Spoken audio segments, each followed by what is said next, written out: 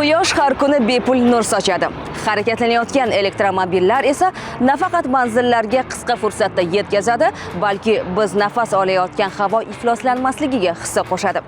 Assalomu alaykum aziz tomoshabin. Ana shu imkoniyatlardan bugun kim qayerda foydalanayotgani va uning samaradorligi haqida gaplashamiz.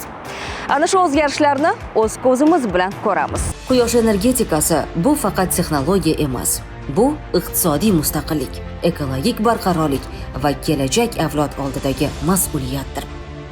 O'zbekistonda amalga oshirilayotgan bu islohotlar nafaqat bugungi kun, balki ertangi taraqqiyot uchun xizmat qiladi. Eng asosiysi, bu ishlarni to'g'ri yo'lga qo'ysak, poytaxtimiz, viloyat markazlari va yirik shaharlar faqat ekotransportlar harakatlanadigan hududga aylanadi. Quyosh panellari va elektromobillar bir-biriga juda mos texnologiyalar. Birida energiya ishlab chiqarilsa, ikkinchisida sarflanadi. Bu esa iqtisodiy tejamkorlik bilan birga ekologik toza muhit davomiyligiga ham ta'sir ko'rsatadi. Fikret aka, birinchi elektromobillar kirib kelganiga uncha ko'p bo'lmadi. O'zi birinchi elektromobillar kirib kelgan vaqtdan taxminan bir 5 yilcha oldin kirgan.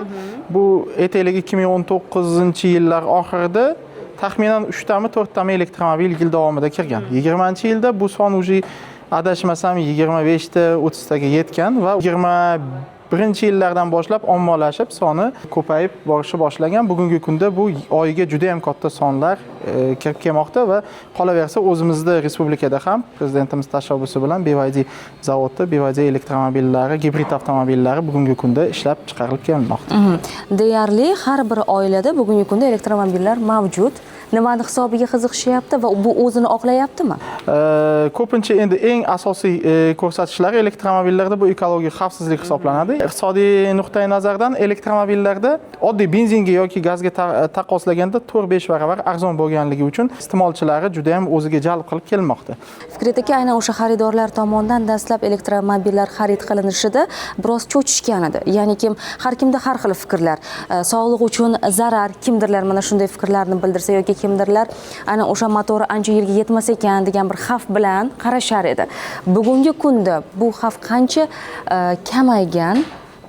Avvalambor yangi narsa qanaqadir transport vosita qolaversa yangi narsa kirib kelganda barcha texnologiyaga bir adaptatsiya jarayonini talab etadi. Shuning uchun ko'pchilik bir 4-5 yil oldin bunga elektromagnit to'lqinlar hisobiga ta'siri bormi sog'liqqa, qolaversa bu elektromobilni biz xarid qiladigan bo'lsak, qanchalik bu bizga boyagi inventar taraflama jihozlar taraflama buziladigan bo'lsa, kim uni tuzatadi, qanday zaryadga qilamiz, qayerda, qanchaga yetadi degan savollar juda ko'pchilik aholini qiynagan. Lekin bugungi kunda mana hozirgi laboratoriyada turibmiz. Bu yerda prezidentimizning 443-qaror tashabbuslari bilan 22-yil 19-dekabrda qabul qilingan qarorga asosan Turin Politexnika universiteti qoshida mana shu elektromobillar, ularning infratuzilmasi bo'yicha ilmiy tadqiqot laboratoriya tashkil qilingan. Bugungi kunda bu laboratoriya asosan mana shu yo'nalishga infratuzilmani o'rganish, unga kadrlarni tayyorlash, Turin Politexnika universitetida keyin ilmiy tadqiqot ishlarini olib borish, infratuzilmani o'rganish bo'yicha mana shu har xil shu yo'nalish bo'yicha ishlar olib borilmoqda. Turin Politexnika universitetida 2 yil oldin mana shu yo'nalish ochilgan. Bugungi kunda 3-kurs talabalar mana shu yo'nalishda ta'lim olib kelishmoqda. Qolaversa alternativ 2 ta yo'nalish bo'yicha ish olib borilmoqda. Talabalar bu yil ham alternativ yo'nalishlarga mana shu imенно elektromobillar, avtomobillar yo'nalishida qabul qilingan bir nechta chet el bilan grantlarimiz mavjud.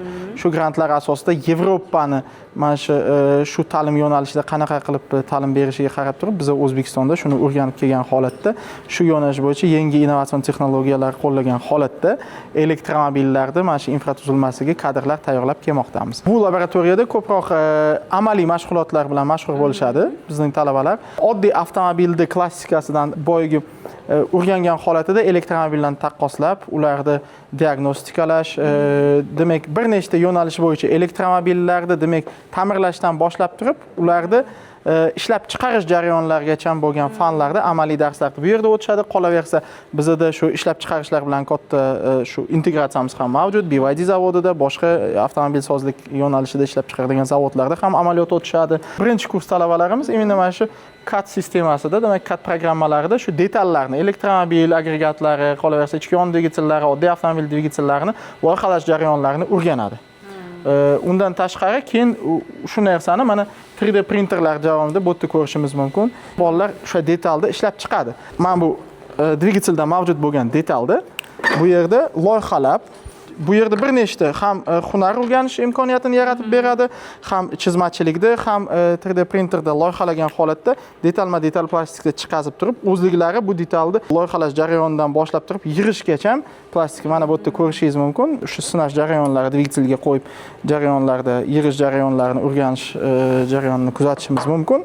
Bolalar o'rganishadi va keyinchalik o'sha realniy motorlarda bu narsani sochib yiqqanda ishlab chiqarishdan boshlab turib to uni ta'mirlashgacha bo'lgan, tashxis qo'yish jarayonlarigacha bo'lgan narsalarni mukammal o'rganib borishadi.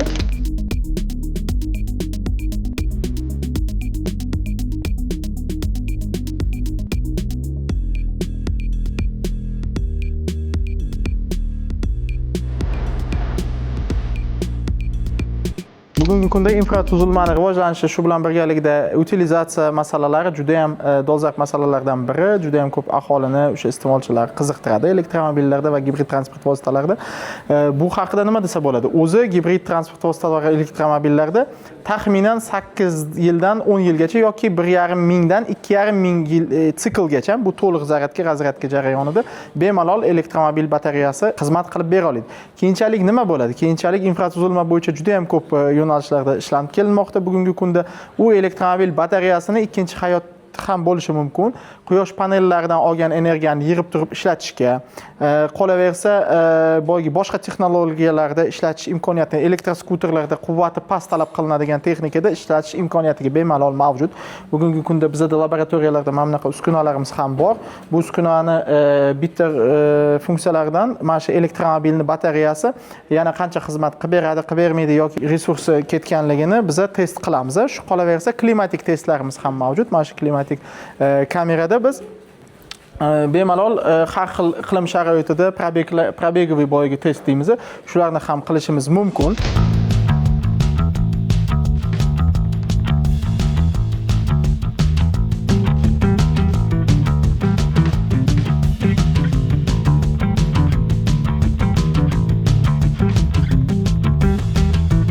Aziz tomoshabin, agar siz ham toza havo va tejamkor hayot tarafdori bo'lsangiz, bu mavzu siz uchun.